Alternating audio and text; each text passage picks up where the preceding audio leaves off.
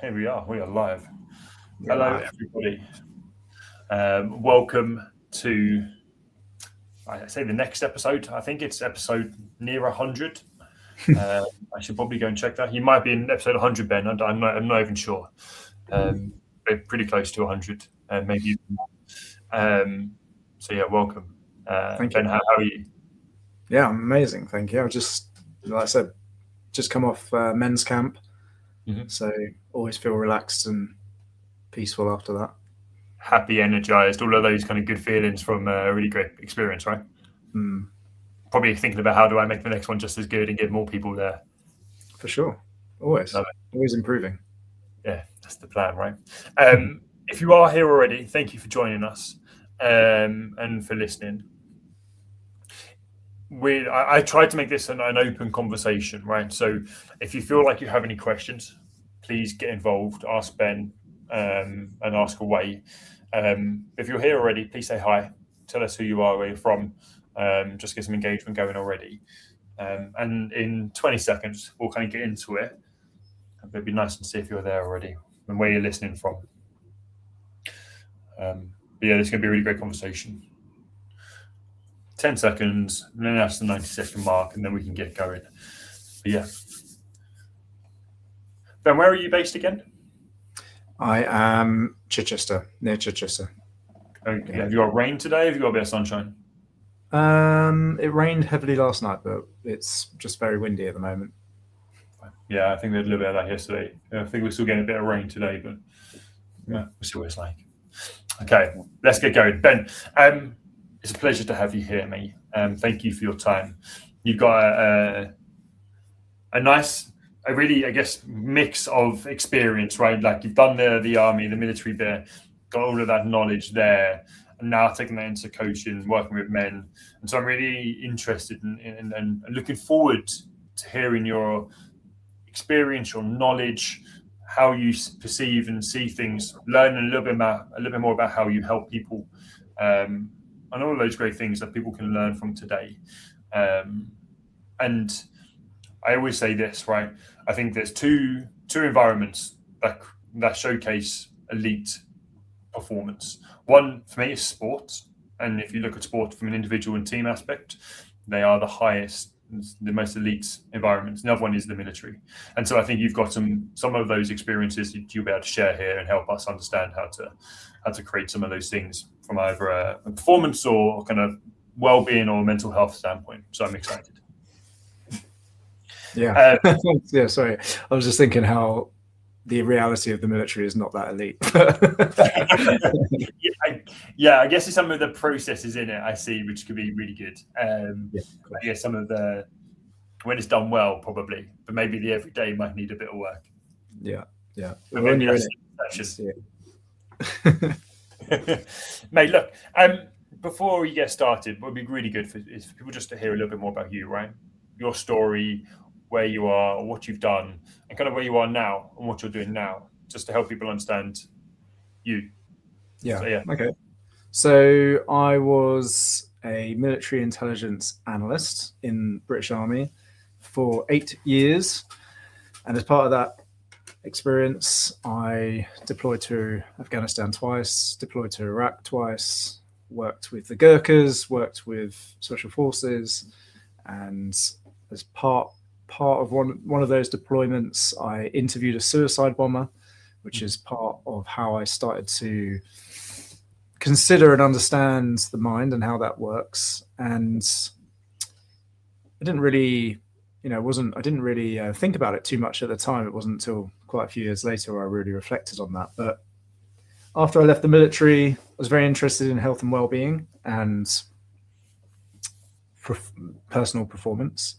I had many injuries in my body, partly down to my posture, partly down to my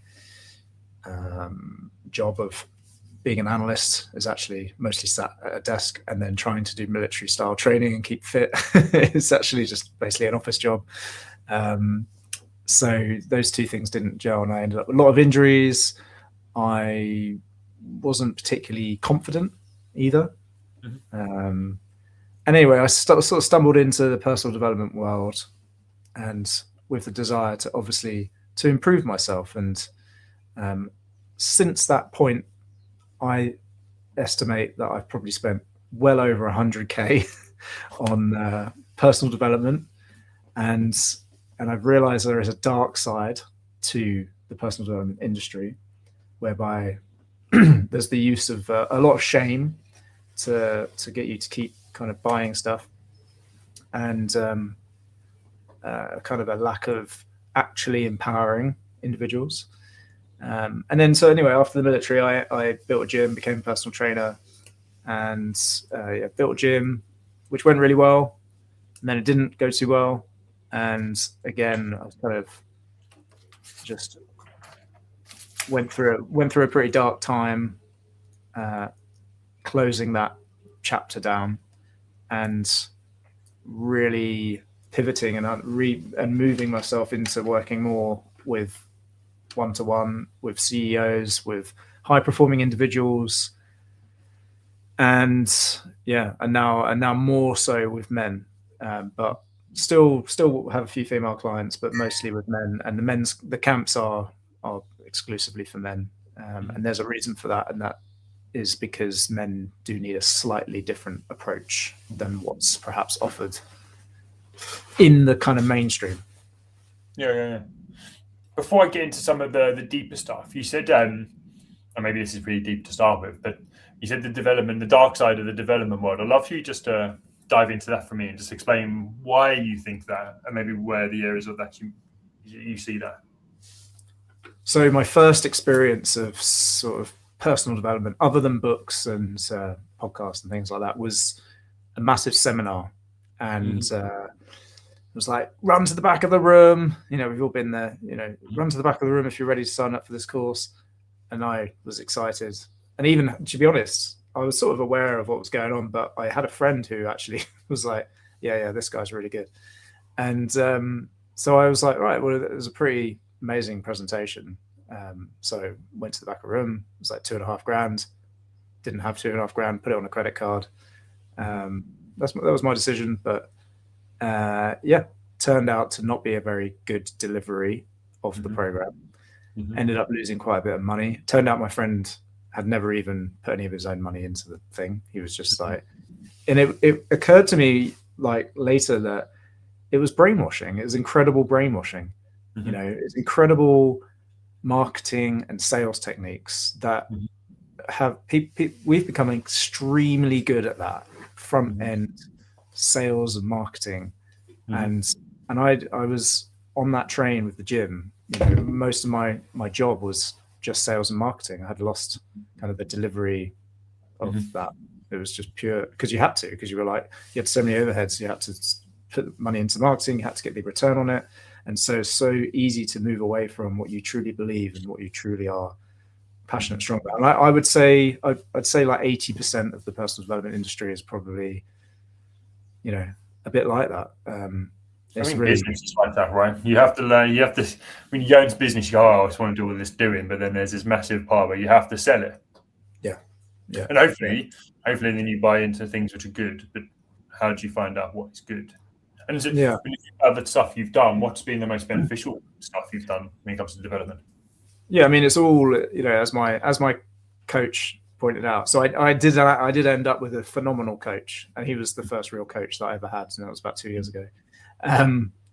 Everyone before that, I think, was like, here's my version of success. Here's how to do X, Y, and Z. And he was the first one who asked me, who am I? Who are you? And why are you here? And what do you really, really want? What are you really good at?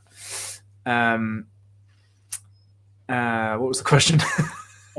What do you think? What's been the best investment? The most beneficial. Yeah. So what he pointed out was, of course, it's all been beneficial, and you've had to learn some very expensive lessons. And part of that lesson was like, you don't need a freaking guru. You don't need you need to back yourself, really. And that was the price, I guess, I had to pay to learn that lesson. But he for sure, his name's Sanika. He was the best investment in terms of personal development I've ever made, because he's all about, empowering the individual, help them understand who they are and why they're here, which is the work I get to do now. I really do get to do that, which is amazing. Not interested in like building up a massive following and an audience, and all of that stuff is useful if you want to create more impact, which I do, but it's not what I don't want it for my ego. I'm not interested in that. I'd rather, and I've always thought this, sorry to interrupt, when I was with fitness, I always wanted to empower somebody to have that skill. So because of my injury background, so I got lots of injuries in the military, I'd go to the physio and they'd say, do this exercise, and then I'd maybe do it, maybe not. But I was always relying on physio. The physios and all that, and they never taught me about my body. Like I was curious. I was like, I want to know about this. Tell me about it, but they don't have time. And so then I found this guy who was online, and he was teaching how you can use a foam roller, how you can do stretches and mobility exercises to like really maintain yourself. And I just got really into that because I loved it, because I felt empowered. I felt like I didn't have the tools. And I realized that I'm quite creative and curious. I don't want to be doing the same thing all the time anyway. Like I want to empower somebody and then move on to the next thing. Empower them, move on to the next thing. Like let's go bigger and bigger and bigger to see where we can create. What can we create? Like how big can we take this creation? The concept of learning, the concept of mastery, and having that control yourself, right? This is why coaching is really super beneficial, right? Because it's more about you, and it's more about asking you what is it you want, right? And so you can see that from your story around working with your coach. Thanks for that. It was interesting when you said this. I thought I'd just dive into that quickly. Okay, look, I'm going to start with the suicide bomber, because I believe this is where it all kind of started, right? And so, it'd be good, if you feel comfortable to share the story, right? Share what you want to, and then the critical kind of insights it gave you regarding kind of the mental battles people face, and I don't know any of the other lessons that maybe you took from that. Yeah, sure. So basically, I interviewed this guy who had attempted a suicide bombing, and he'd been arrested by the police, and we were working alongside the police in Afghanistan. And I went to interview him, and I asked him, why would you do this? Curious. And he sort of said, well, they told me there was nothing else for me. They told me they'd look after my family. And it was obvious that he was quite a weak man. He was quite unwell mentally. He was, quite passive. And he obviously had some mental health issues as well, right? Challenges. He looked like disheveled. he didn't look well. And so I didn't really, I asked him a few more questions. I didn't really think about it too much until a lot later, when I was thinking about how to win my own mind and overcome my own battles. And then I went to Iraq, and in Iraq, you had a different type of suicide bomber. You had a very successful, very capable, well-trained, well-indoctrinated, really well brainwashed young man. And the common thing they had between them was they'd both been given a story about who they were and why they were here. And they both lived into the story, and they both some of them did die, and some of them, the guy got arrested, but it cost them their lives, essentially, to believe this version of success was true. And I realized that they had been brainwashed, and that I had also been brainwashed into believing that there was a version of success that I was striving for, and I was willing to sacrifice things to get there, which were really way more important than the thing that I was striving towards. So I sacrificed my health. I used to smoke. I sacrificed my certain relationships. I've been through a divorce. They're things that are not uncommon stories, but we don't see that on social media, really, do we? But I put it to pretty much everyone who is listening, is that you are sacrificing, you are blowing up a part of your life for a version of success that may not be your version. You may arrive there, and I know because I've worked with lots of people who have arrived, like multimillionaires who hate their lives. Like, we've heard those stories, but we're like, yeah, sure. I'd rather be a multimillionaire and then work it out when I'm there. I'm like, you fucking wouldn't, because life's way more complicated. You got a lot more pressure. So that's the story, really. And I realized that I'd been brainwashed, and that I had a war in my mind, and that all I knew is I wanted to win that war. I wanted to win the war in my mind. And when you win the war, you find peace. You find a peaceful, calm place, and you can operate from this peaceful, calm place, and you're way more effective because you're grounded. The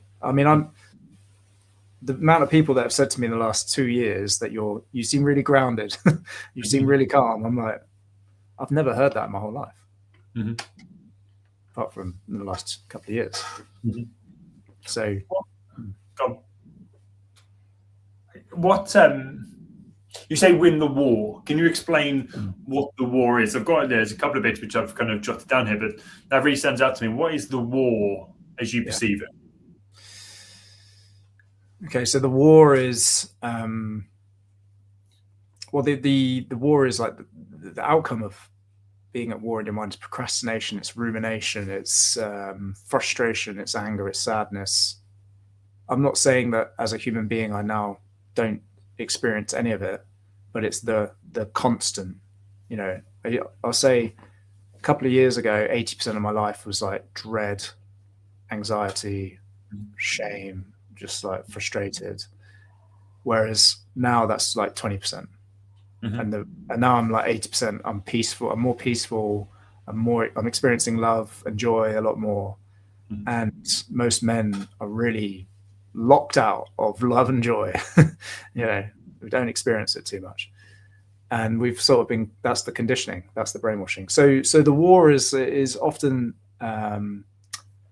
should I leave my wife or should I not leave my wife? And it's like going around and around and around and around and around and around. And there's no decision really been made, because it's a big decision to make. And often men are trying to Lone Ranger it, trying to go about making these massive decisions on their own. And when I have sat down with a man and worked through some of the battles that they're having in their mind, you can make a decision pretty quickly once you've figured everything out. And the amount of time that saves. Imagine a CEO who's having that battle in his mind, how distracting that is for his business. And you can make that decision in an hour, rather than spending almost, it could be days if you added up all the time that they thought about that one thing. It's so very expensive to have a war in your mind. So it's about being able to process thoughts, reflect, self-aware, and use that, whether that's a coach or whether that's just that opportunity to work through the different questions and decisions in your mind. Is that what you're trying to say? Yeah, make great decisions from a calm, grounded place. I always say the two most important things for a business owner or entrepreneur is the ability to back ourselves and the ability to deal with rejection. And if you can nail those two things, which requires a huge amount of confidence and self-belief in who you are and what you're doing. And as soon as that confidence starts to wane, which I honestly think it does for most people at some point, you can start making not very good decisions, and you can stop backing yourself, and you stop making sales, and you stop going in the right direction that you know to be true for you. So if I circle back to the gym, and what happened to me was I was signing up with all these different agencies and marketing agencies and coaches, and they would tell me that what I was doing wasn't scalable, basically wasn't the right thing, and that I should be doing it their way. And that's what I was paying them for, right? So trust the process. So I do it, but it just didn't feel right. It just didn't align with how I wanted to operate, because how I was operating was really high quality, empowering people, getting them really great results early on. So they felt confident. So they were like, yeah, I actually love this now. Whereas what they were like, just get them in the gym and, chuck them in and get numbers in. Yeah, and I was like, trust the process, but actually trust yourself. Trust yourself. Back yourself. If I'd done that from the start, I think, it might still be, the gym might still be there, and I mean it's still there. I just don't own it. But I'm not actually sad that I don't own it anymore. To be honest, I'm pretty happy about it. And you probably saved yourself a few K as well along the way. Yeah. And I'm not saying you don't need a. I mean, you don't need a coach, but I'm not saying that coaching's largely ineffective, because obviously I am one, and that's what I do with my guys, and it is effective. It's just, I think you've got to be careful of coaches who are very prescriptive with their formula about what you got to do. It's not coaching is. There's different types of coaching, right? Coaching, which is, this is the challenge of trying to explain what coaching is with the word coaching, right? What we do, I guess, as coaching is not giving advice, right?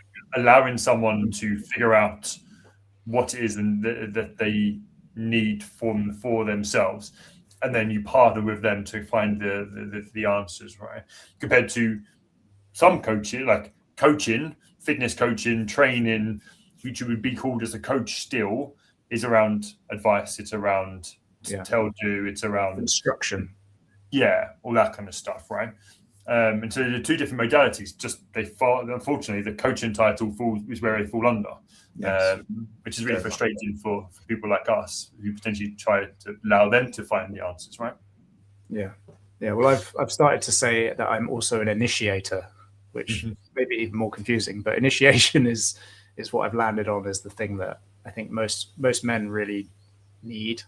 We need to initiate who we are. We need to be initiators in like understanding who we are and why we're here. You said something earlier on, which I just want to come back to, around when you can fight the war in your mind from a grounded space. What creates the grounding? What for you? How did you get to that space to start with? Because I guess it's an important part. Yeah, great question. Clarity. Clarity. Like, I'll give an example. So I used to identify as a smoker. So part of my identity was a smoker, but then there was this other part of me which was trying to be a fitness person. And I eventually did an Ironman triathlon. So I went from smoking to Ironman, and the smoker part just never quite sat well with me. I didn't really like the fact that I smoked. I didn't really want, I wanted to be fit and healthy, but I was smoking. And so that was the battle. That was the war. And there was lots of shame and self, beat myself up and all that sort of thing. And just feeling useless because I couldn't stop smoking, because everything that had been prescribed to me was like, here's what to do to stop smoking. And I needed, who are you really? What's your identity around this? Because you can do not smoking for a while, but if your identity is still that of a smoker, then it's really difficult to go against the identity. Like, the identity will drive the behavior and the outcome ultimately. Like, I think 95% of what we do is really subconscious in our mind, which is, when you realize that, you're like, whoa, that's most of what I do. So why do we buy stuff which is all about what to do? Why are we reading stuff which is all about what to do? Like, everything is like what to do. And it's like, it's really about who do you need to be and who are you really? Because underneath the smoker, I wasn't a smoker. Well, that was my truth. That was the truth. So the lie was that I was a smoker, and I had to clear it up. And it took me ages because I didn't have any skills to do it. So it took me like 2 years of trial and error and signing up for an Ironman to really, this is who I am. I love that, and I kind of felt that that's where you were going to go, and it kind of goes back to that piece from the suicide bombers, right? When it comes to the story and versions of success, and it's like, for me, what I'm hearing is like, you need to know what your version of success is. You need to understand your own story, a little bit of identity, and just kind of as you said, finding clarity behind those. There's probably a bunch of questions that you ask as a coach to help people find that, to find the grounding position, right? To then be able to answer those difficult questions. Absolutely. Well, the first question, I've already said it multiple times, is who are you and why are you here? Mm-hmm. And when I was first asked that, I had no idea. And it's really it's a bit of an exploration. You know, sometimes some things are really obvious, like I am a father. Like that is part of who I am. Mm-hmm. There is some stuff underneath being a father. You know, it's not all of who I am, but it is definitely a part of who I am. Mm-hmm. I took a bunch of guys to Wales a couple of months ago. We climbed a mountain. You know, we were doing some challenging things. And when you do challenging things, you start and you're thinking about who am I? Like you get to test it out and you get to discover. And I just, you know, we climbed the mountain and I was like, oh, I'm adventurous. It was like, it was obvious. Of course I'm adventurous, but I just wasn't conscious. And I am adventurous and I can do hard things. And I've now got some evidence because I just climbed this really hard mountain. Mm-hmm. And so bringing that into my conscious mind and then reminding myself of it. So I have a set of declarations, a series of statements about who I am and why I'm here. And I'm happy to share it. It's been 2 years of work. It's like, it's a reminder. It's a creation of me and my identity. And a reminder of my purpose and who I am, because sometimes I'll forget and sometimes I might do something which is like not actually the truth. Yeah, I also like the term declaration of who I am. I think the mind obviously is a super powerful thing, and I don't think we focus on it enough. And as you said, like without that knowledge, without that clarity, we can make weird decisions and not be focused or intentional. So I think it's really nice. How often do you say it's a declaration? And it sounded like you probably either repeat that or look at that or work on it daily, weekly, monthly. Yeah, daily. Yeah, and yeah, it's not an affirmation either. It's you know, because an affirmation is like I'm saying this thing, I don't really believe it. It's kind of a bit wishy-washy, and there's a pile of shit underneath the affirmation, right? So. So I don't know if we're allowed to maybe. But there's like all this stuff you don't believe. So the first line of my declaration is I am loved, loving, and joyful. Now, the reason that's there is because I was going through my life believing I was not loved. And you know, we're going off a bit of a track here, but my girlfriend said, we were talking about bringing kids up the other day, and she said, I really believe that you can overcome anything if you're loved, if you feel loved. I was like, oh, that's very good. Someone needs to put that on a t-shirt or something. That is a quote. And I really believe that to be true. And I was going through my life believing I wasn't loved. And guess what I saw? All of the times I wasn't loved. And I had evidence for it. Like this happened here, that happened there, this happened when I was that age, and blah blah blah. And so what I had to do was question some of that stuff and really figure out if it was true or if it was just a brainwashing or just a thing that I created, because we don't really see things as they are. We see things as we are. So if I see something happen, let's say I don't know, you didn't show up for the podcast today or whatever, and I was believing I was unloved, I'd be like, Rich doesn't love me. Now you might have just had a really, you know, something might have happened, right, that you couldn't show up for, but because I was seeing it through the lens of I'm not loved, that's all I saw. And I created the whole story about how Rich doesn't love me. So I have to question the story. I had to question all the stories that I had, and then figure out what was true. And that's the work. That's the hard work that no one really. It's very uncomfortable because what we do is we build an ego around our identities, and so we think our ego is who we are. So, I mean, you've been an athlete, right? Yeah. Yeah. So not when you depends to call an athlete. yeah, well, soldier, let's say soldier, athlete, whatever. Yeah. If you think that's who you are, and then you can't do it anymore, it's like, oh shit. Who am I now? Who am I now? Midlife crisis moment, often. And but you'll have evidence, and when you can't do the thing anymore, it's very confusing and feels threatening as well. Yeah. I like the framing on that. It's the perception of where you watch the game from, right? Or watch the thing from. If your frame is this frame, then you'll see that game from a different point of view. And the game for me is any situation or experience, right? Yeah, I love that. Look,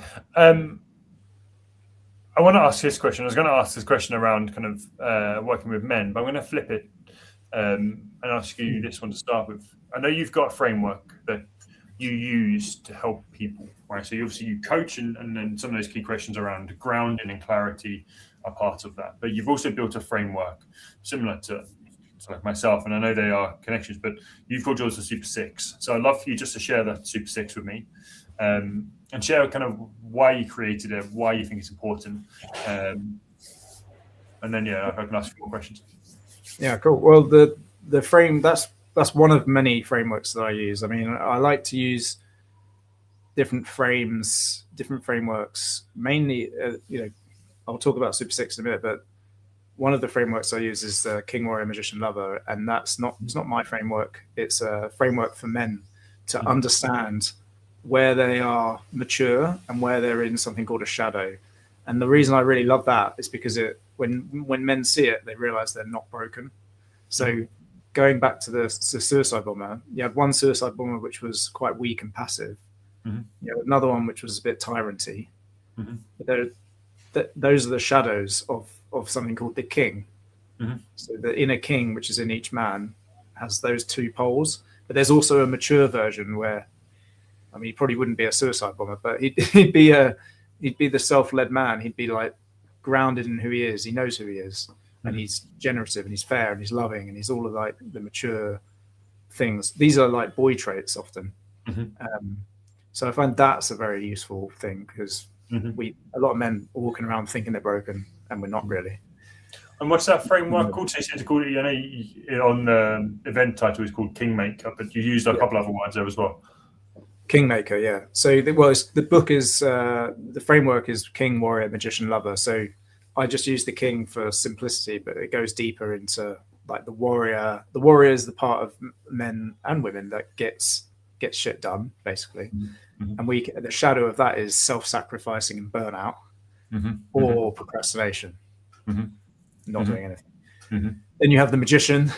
So the Magician is like your strategic thinking part of you. The problem solver.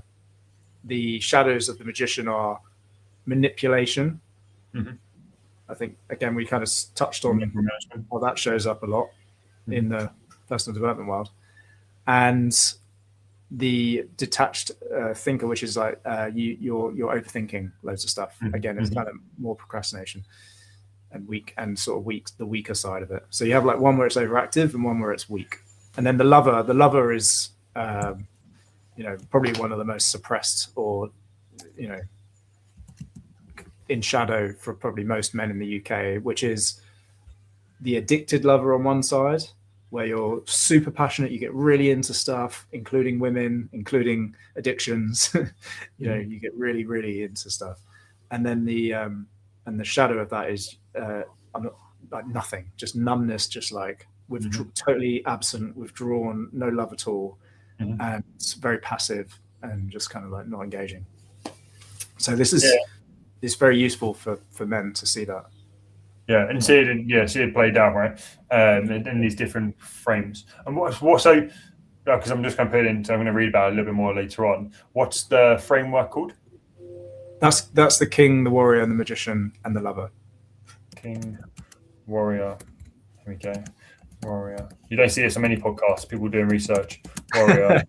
Magician. It's a great book, and it's written by Robert Moore, I think his name is. But then the Super 6 is more to do with the physiology.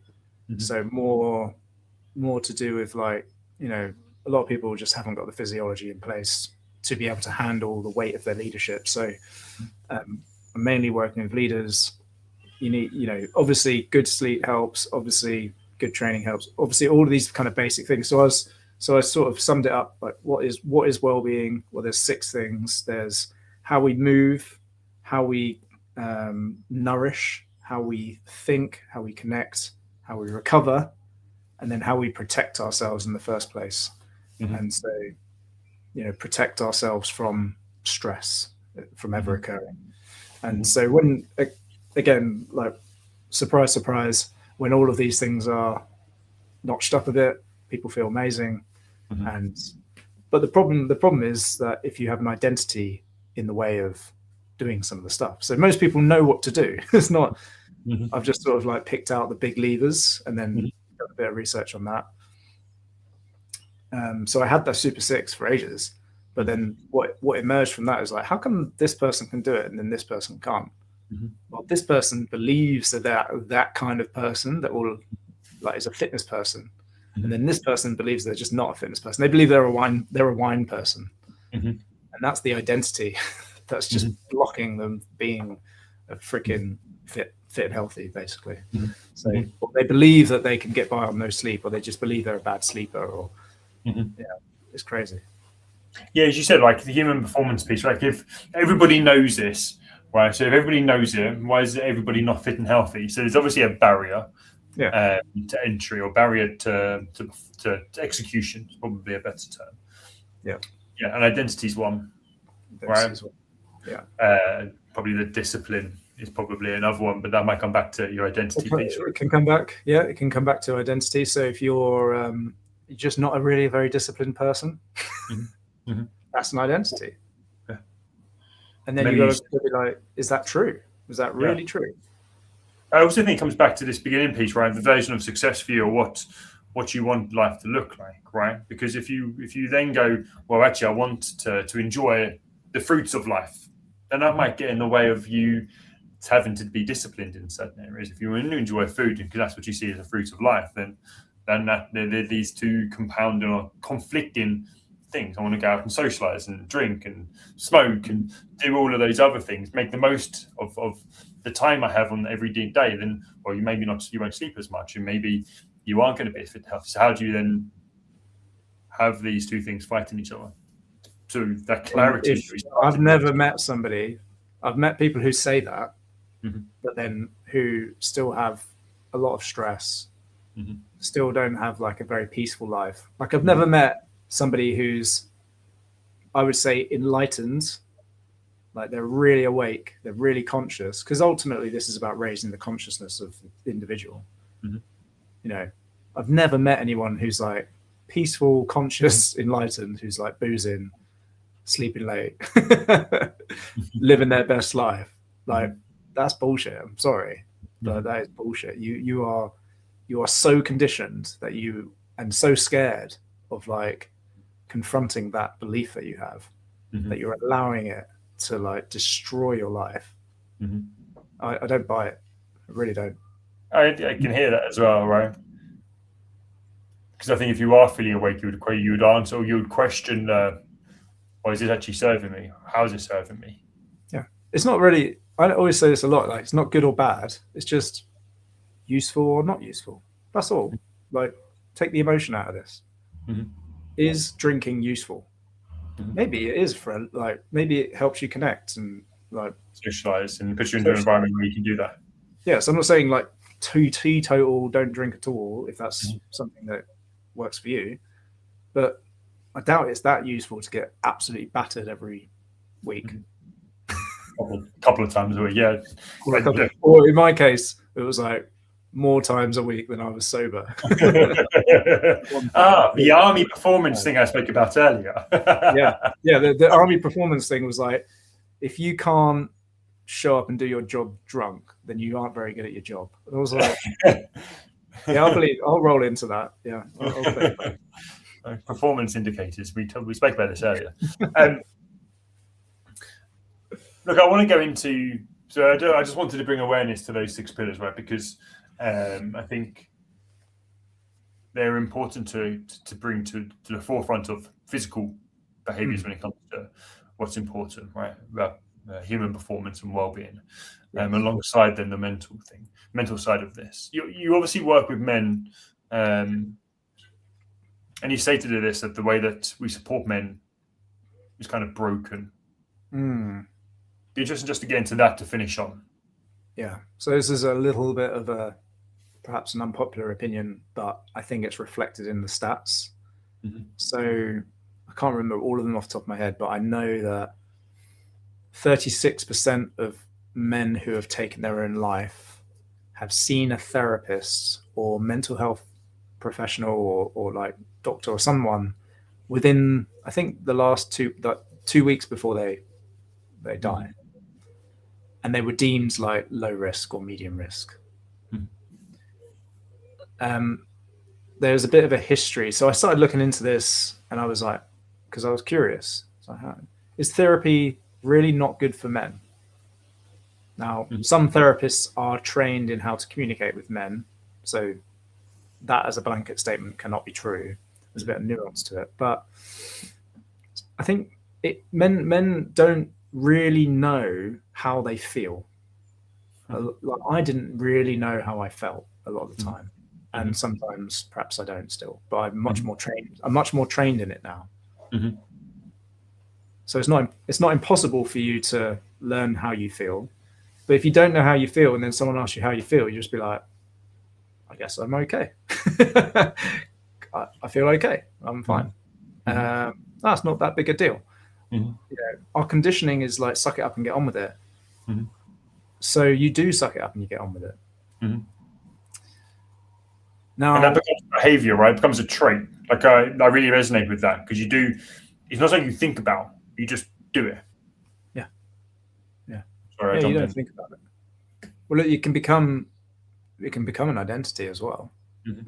So if let's say you're an angry person. So this is an interesting one. Most men they think they can't feel emotion, but they can be angry. Right? Do you realize that's an emotion, right? So you can't be that broken. You may just be really switched off to the other stuff. There's really only 6 emotions, core emotions. There's different schools of thought, but this is one I use.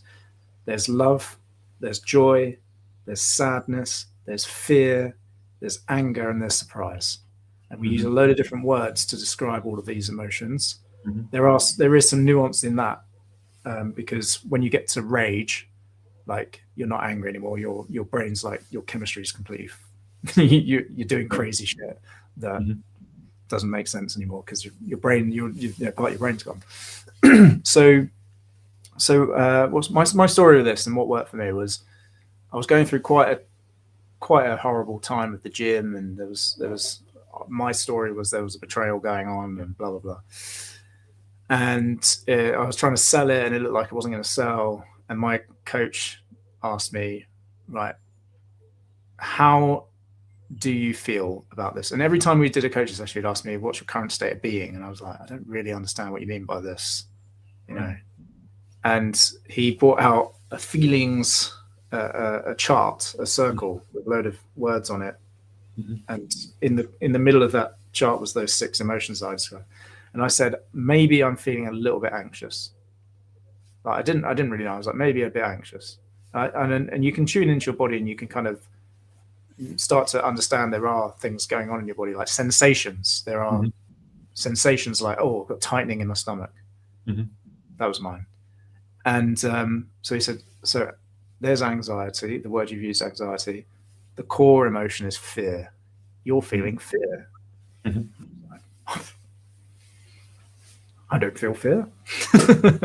I'm a man. Okay. I'm a man. How can I possibly feel fear? And it was like, wow, that is actually what I'm experiencing. It's like, so then what are you fearful of?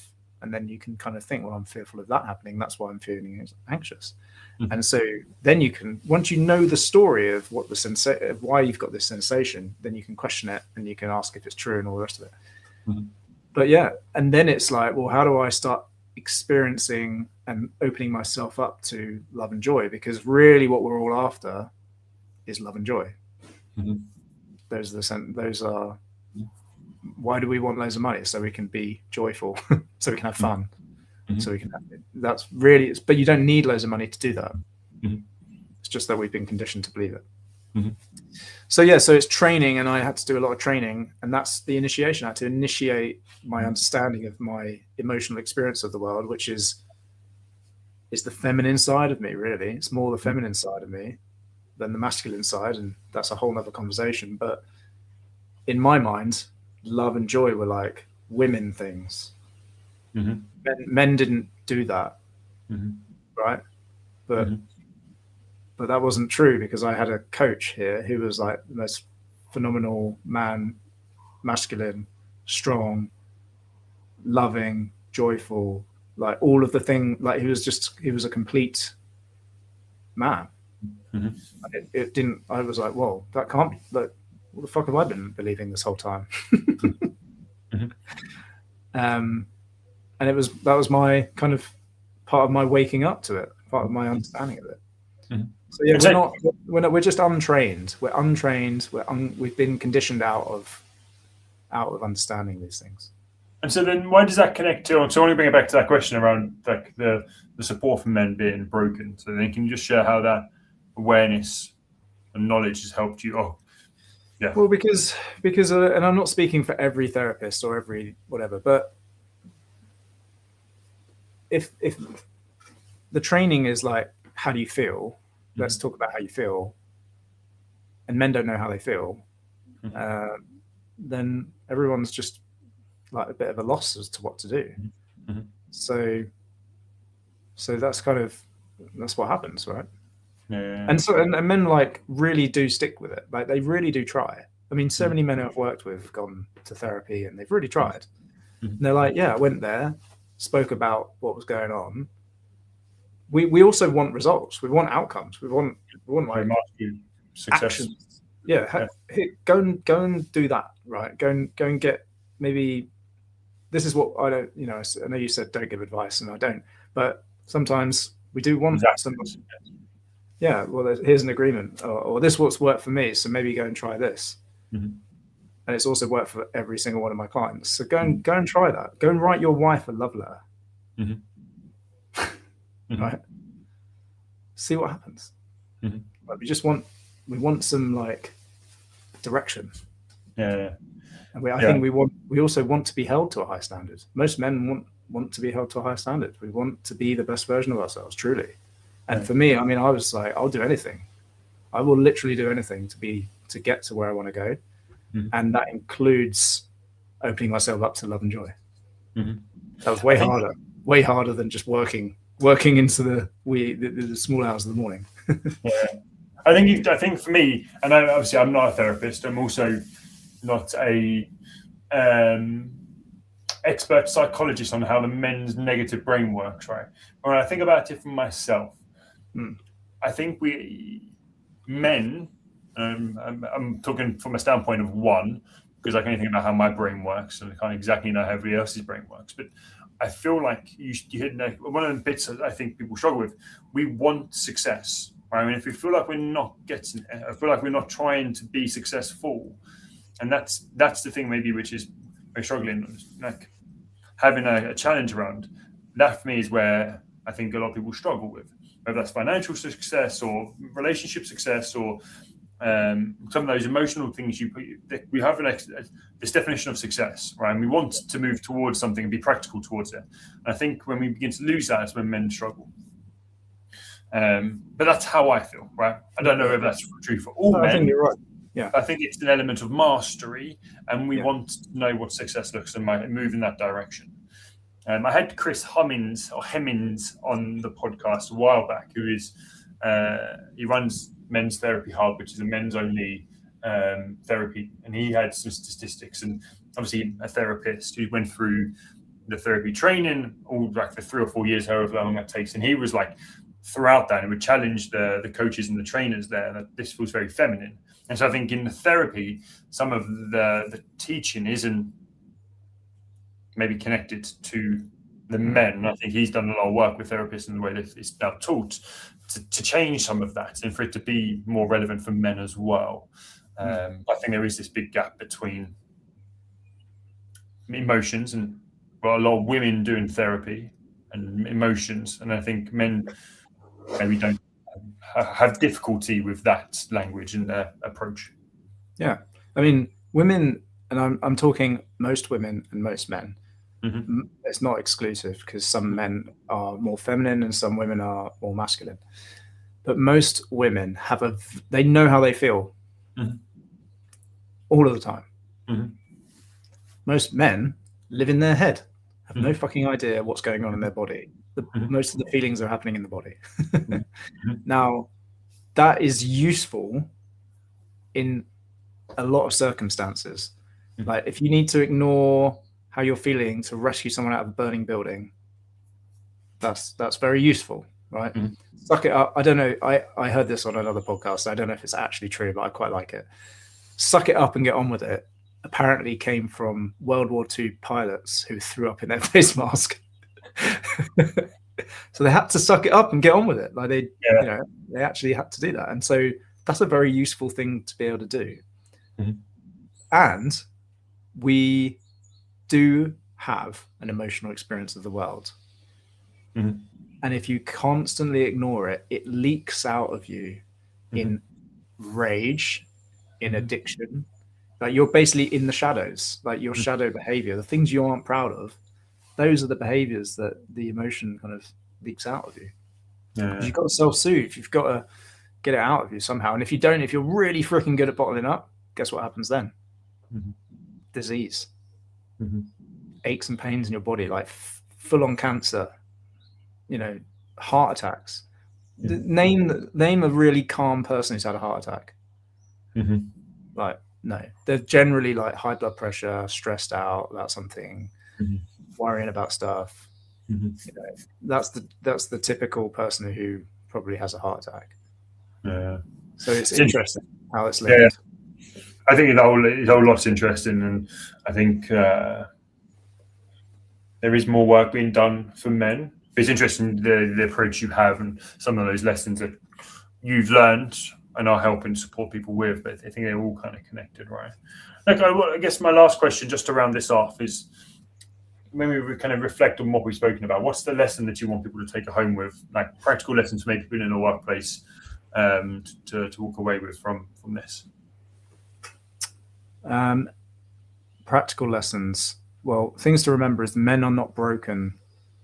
They just are probably, if they're kind of in they're probably in their shadow. So there's probably something really stressing them out. Don't ask a man how he feels. It won't help. Really what we need is we need really like amazing spaces. We used to have the pub, right? And that was okay. Like, but there's still alcohol there, which wasn't always useful. So I created men's camps because men do talk. Men are very capable of talking, and they are capable of experiencing their emotions. They just need the space to be like and safe. I use that word because it's like there's no humiliation. We're kings of banter. And we're like so good at banter, and that's the great thing. Yeah, but it also shuts down a lot of the things that are going on. So if you're in a male-dominated workspace, getting people out into nature, because there's a whole load of chemicals that are happening just from being in nature in your brain, like the dose effects, dopamine, oxytocin, serotonin, endorphins. Some of those are men being safe and connecting together, which they struggle with for various reasons. You just need to curate that environment for men to feel really comfortable and to be themselves, and kind of set some ground rules. So one of my ground rules is no talking about current affairs, sports, politics. We're not here to banter. We're not here to take the piss out of each other. We're not here to compete, and you don't need to act in any way. You just try and figure out, just be yourself and just relax. And when you create that space, amazing things happen. And you do need somebody to kind of curate that space and to keep guys on track, because we're untrained. So we go off track and like start talking about sports and shit that doesn't really matter. I would struggle. Ben, thank you. I appreciate your time and your insights and what you've shared today. What can people do to follow up or kind of learn a bit more about you? I guess LinkedIn's obviously one. Instagram, or is it mainly LinkedIn? Anything else? Mainly LinkedIn, Coach Ben Price. You'll find me if you search for me on Google or LinkedIn. No, thank you. Appreciate your time. Welcome. Everybody else got a session next week with Jason Lee, ex England female hockey coach, ex-England female hockey coach for like 10 years, the youngest hockey coach to take that role as well, which is pretty cool. And talking about performance from a sporting angle and leadership angle as well. But yeah, for everybody else, have a nice week. Ben, stay where you are. Everybody else, take care. Goodbye. Thanks for having me.